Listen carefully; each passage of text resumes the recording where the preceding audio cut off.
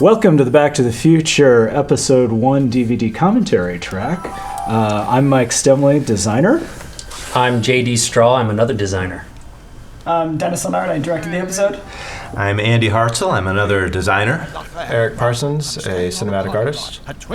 Peter Tsacle, animator. I'm Randy Tudor, lead programmer. And what we're looking at right now is the wonderful and insane prologue. We spent a long time coming up with a very, very complicated prologue for a while, which involved a whole bunch of docs doing a whole bunch of weird things. Which I rewrote 3 times. And then we said... It got better each time. And then we said, hey, we should do the really cool, obvious opening. That would be even better and would get people really excited about coming on in with the actual first time-traveling scene from the movie. And it took me a very long time. I think only now am I finally coming around to appreciating the wisdom of the decision. I don't know if I will ever fully appreciate it. Once we realized we wanted to do something like this, we realized that in order to make it really, really cool, we'd do it from the perspective of the video camera that Marty turns on in this scene. And it made it,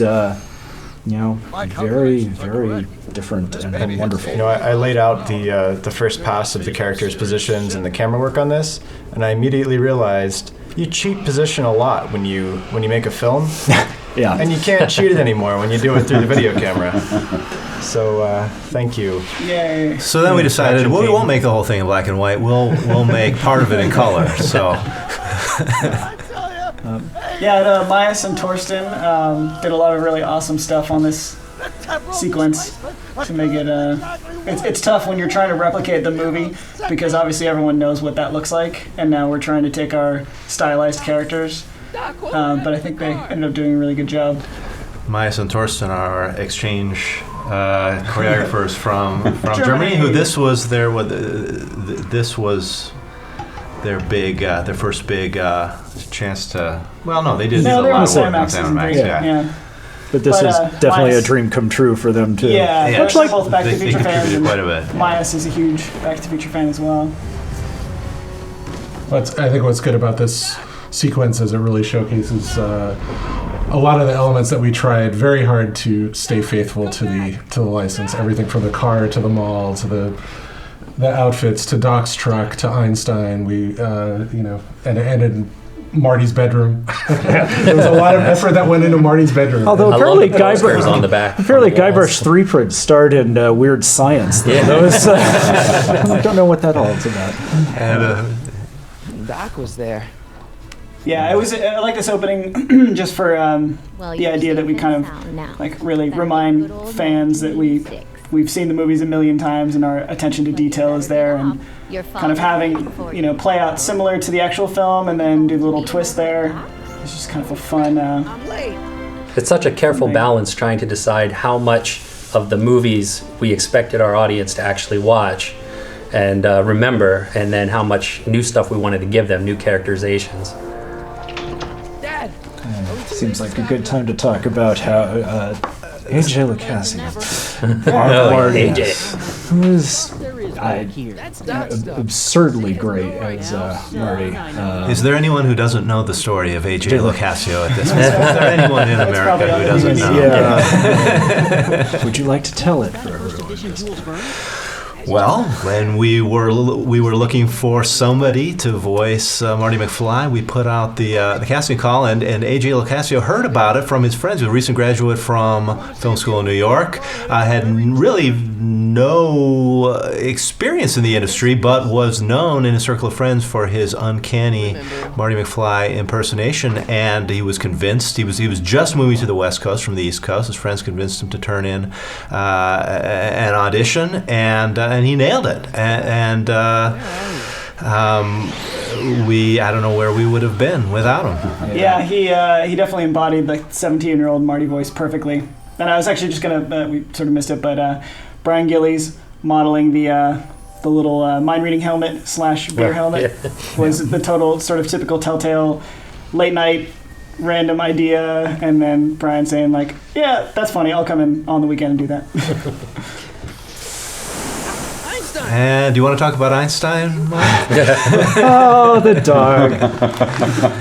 Actually, that was one of the things very early on. We get latched onto the idea of, yeah, maybe he opens the door and the dog's in there, between us and Bob Gale, who came in and helped a lot on story consulting. And Bob Gale, one of his principles early on was you got to have the dog in there because people who like dogs are good and people who don't like dogs are bad. And I'm a cat person.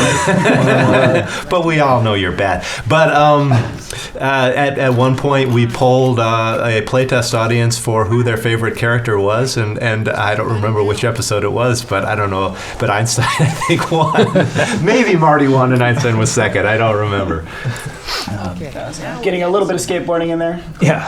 I always wish there was more. Yeah. We kept trying to put it in, and it kept getting cut. No time. This is Rebecca Schweitzer as old Edna. You may remember her as Mole Girl. From Sam Max season 3.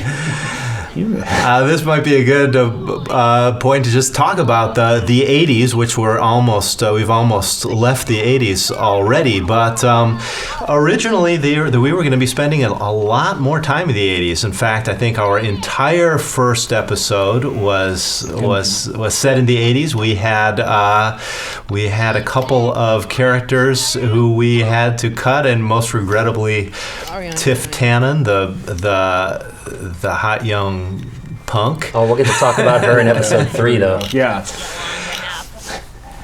But Edna, the old version of Edna went through a number of revisions to get her less scary. She's still pretty scary. She's still pretty scary.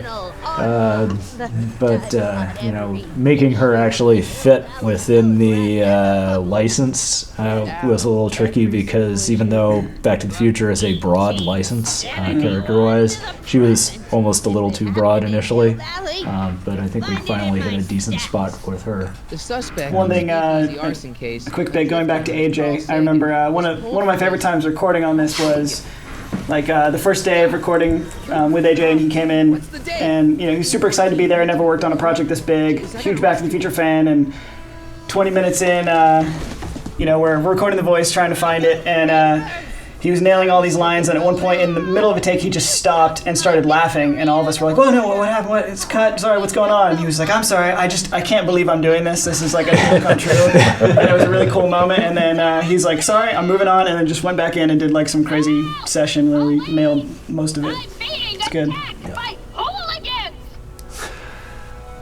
Oh, so I want to say that the scene that's coming up now, this was kind of my benchmark for the production, where I kept coming back to watch the jumping through time scene and see it evolve, and it was just the sound effects, the effects, everything that came together were so awesome. My uniform. Didn't And I tell you? it took a long time trying to get our effects right for the DeLorean. It's probably, I think it may be the first time where we've had to actually seriously ape an existing movie's effects and get it right. We were given access to original sound effects from the original movie, which was great. But there's nine different special effects on the DeLorean for the time jump. Maybe it's more than that. Yeah, from the flames to the little pew pew pews coming out to the stuff going around. I love this part. And I would just load games just to watch the loading animation. Yeah, calling out Michael Peretta. Yes, definitely. Good job. For like 3 weeks. Knocked it out of the park. Yeah. And the music. And Eric Parsons on this cutscene. Oh, thanks. Yes. Beautiful. Yes, good job. Which I think storyboarded out and everything. Yeah. The first time this one came together with music and effects and everything, I finally believed it. Yeah. Yeah. It was fun giving that to you, and we're just like, okay, this has to be the best thing in the entire series. Yeah. Good luck. And you didn't see me for months. Yeah. And here our first, whoa, that's so beautiful. Our first experience with Danny Parker as his life starts going to hell. That's right. Yeah. I'm really happy that we got lawyer. him in here and we didn't didn't mention him. It was just kind of a subtle thing. Yeah. I'm happy with that. I like how he just starts shooting at. Yeah, that's what happens to Marty. Things were different in the 30s. He's drunk and disheveled there already, right? At this point. Yeah, look how much he's swerving. Of course. I love how he just causes a car accident and Yeah. he's like, whatever. He's probably fine. And was shooting at using it Back to the Future Marty's used to trope. it. We will hide the car behind a billboard because that's what you do. Yeah, in that's NFL. flawless security. And here's the iconic shot of town, which we also put a lot of work into. Yeah. I sort of realized very quickly that this set was a pain in the tuchus. It was, yeah. Big. In every episode that it was in, it was nearly killing our engine. And finding things to do here was always challenging, but we always knew it had to be a centerpiece for each episode. Getting the cameras right for every episode. We had to go back and do it again every time. Right, because it couldn't look the same No, every no. episode. Yeah. What's playing at the theater? Question. Is it? I think it's always Frankenstein. It's don't think always it is. Frankenstein. It No, I looks like see a something Frankenstein in there. Who? Me? This is Shannon Nicholson. Her first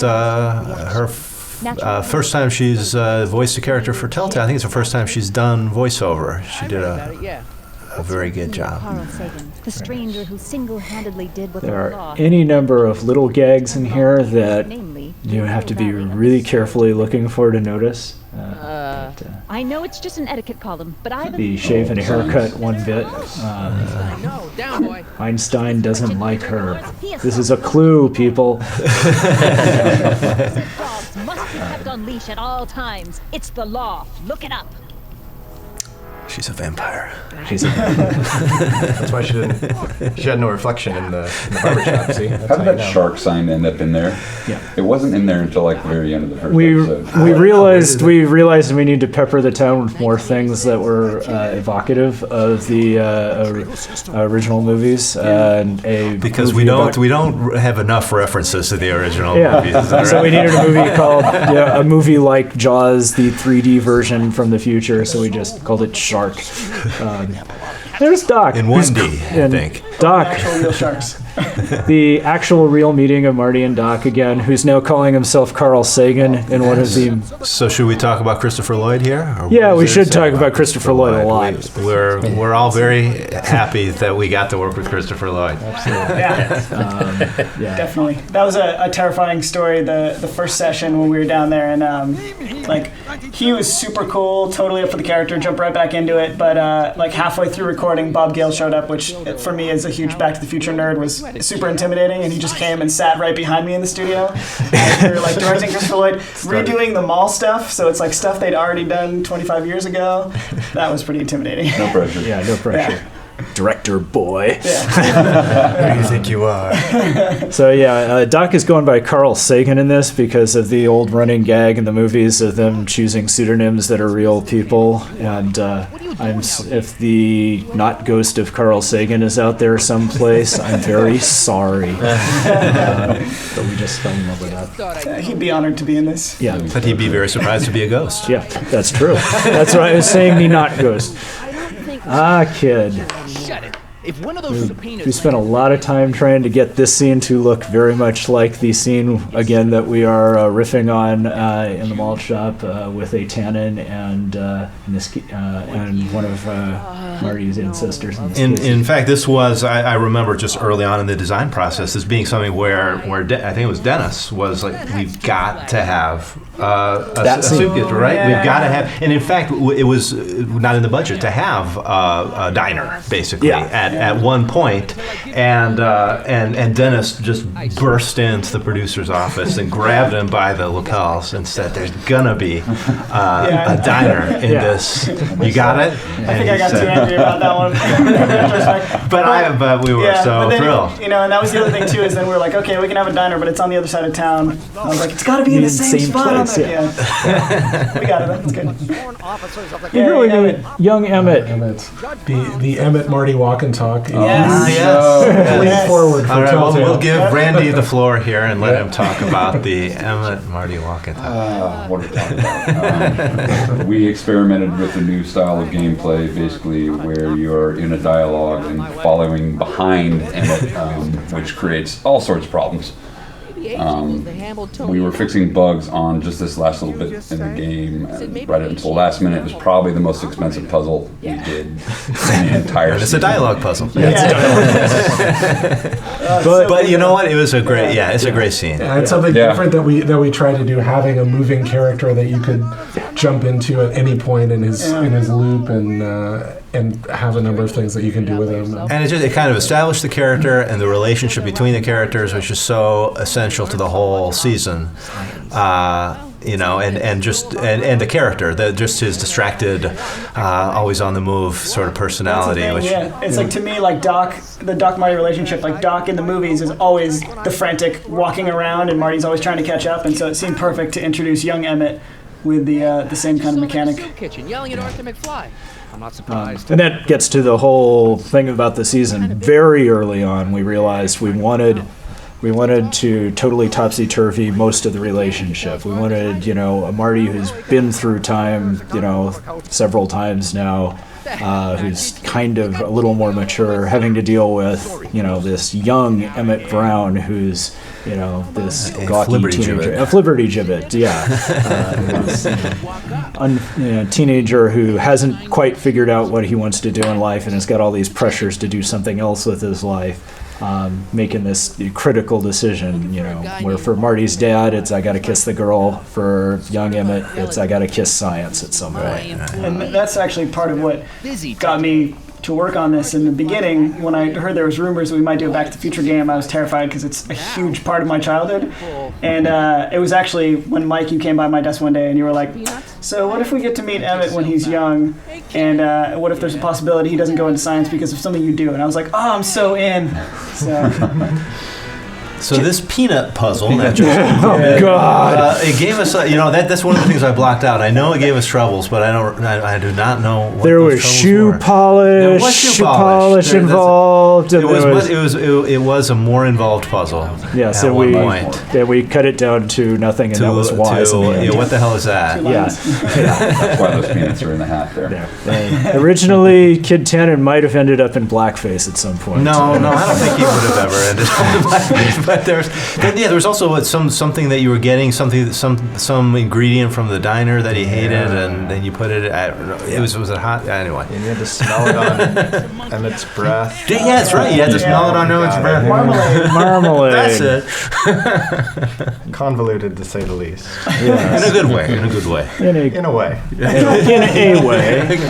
It started off as a more classic adventure game style puzzle and turned into something a little more dynamic. Yeah, which this was kind of par for the course for this series. They used to call me. Well, we've been mentioning, calling out some of our voice actors. James Arnold Taylor as young Emmett Brown is awesome. So good. He is awesome. Yeah, he's perfect. I was super scared about Emmett's voice going in, and then as soon as he started workshopping it, he pretty much came in with it, and it was like, oh, that is perfect. And we got no idea what he looks like, right? I know what it looks like. I've seen him online. You have? Yeah. Okay. Does he look like Emmett? Not really.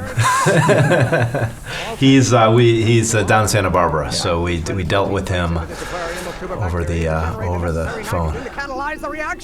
This is a puzzle that worked. Yes. I love this puzzle. This is a puzzle we honed down to a nice fine fettle. It's one of those situations where if you just keep talking and show people how it's going to work, it eventually comes around. And it's difficult in games like this to have puzzles where two characters are working together on a goal, where you are working with someone else. But we really needed a moment where Marty and Emmett were collaborating on something. So this is just one of those rare kinds of puzzles where that kind of dynamic really works. Yeah. And it is tricky because one of the things we kept bumping our heads against all through the season is Emmett's smart. Yes. And so in any situation where, he and Marty are together, he should be able to tell you exactly what you need to do, and then you just have to do it, unless there's a reason, as in this puzzle, where he can't tell you exactly what to do. The last train for DC leaves in just a few minutes. It's okay for Marty to be a little dumb, but Doc really shouldn't. Yes. Exactly. And I mean, we maybe very briefly considered a game where we were occasionally playing Doc, but we pretty much from the beginning knew that we were going to be Marty all the way because he's the hero. Yeah. Huh? Yeah. Marty's the guy who fixes The patent office. his life, his parents' life, and Doc's life. I lied to you. And this is the scene that if you don't cry, you're not human.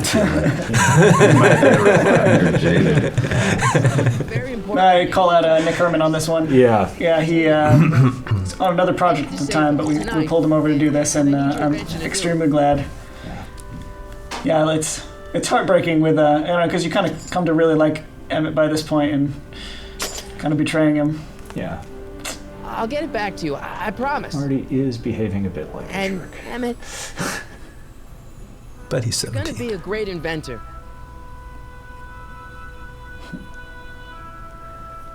Is he going to slug him?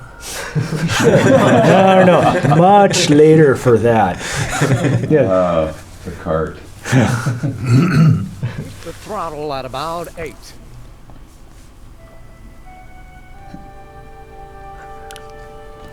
So we had to build that cart because we couldn't figure out any way for Marty to carry that thing around. Yeah. It's like, Right. we're still not entirely sure, so I've already dragged it a long way to get here. Yeah. And then because none of Emmett's inventions really work. Yeah. I'm still just not sure what a rocket-powered drill, Drill is, or a jet power drill for that matter, whichever which is one would you- you know. Rocket power drill. Dun, dun, dun, dun, dun, dun, dun, dun, dun, dun, dun.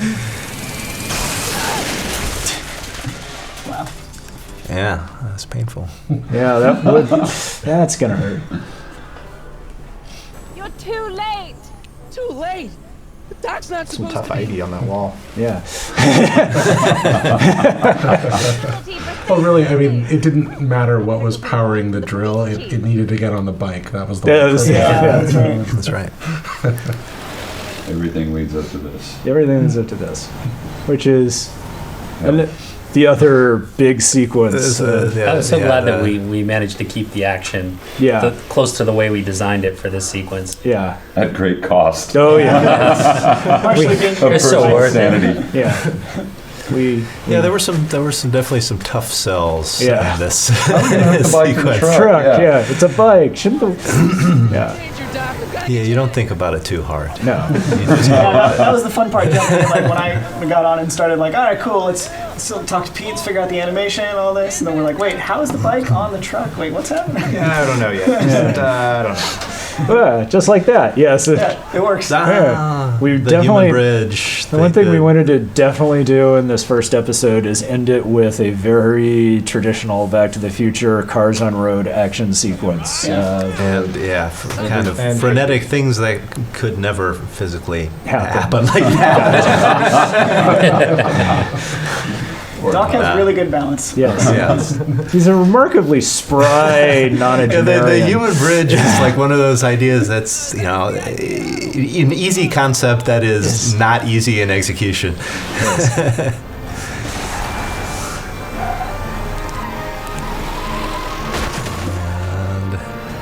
And we were, On Our our first use of the manure gag. yeah. Certainly not the last. But we only did it. We only went there a couple times, so I Felt think like we did it enough. Yeah. Yeah. No. And I'm so glad know, I we didn't steal have a them shot in from there. for a long time, we thought about going all Spielberg there and avoided doing that. Yes. Did you know that would happen? I had a suspicion. I never. Doc always kind of knew that thing would explode because a lot of his stuff explodes. And then it's the let's get the heck out of here before we do something and really forget wrong. about the dog. Forget about the dog. For the first time, not the last time. He's not in the pound, is he? See, Doc remembers. No. Yeah. I think we've got bigger problems right now. And then classic Back to the Future problem number 1. Look at that font. Yeah. To be continued. Join us again on the second episode of Back to the Future, coming real soon.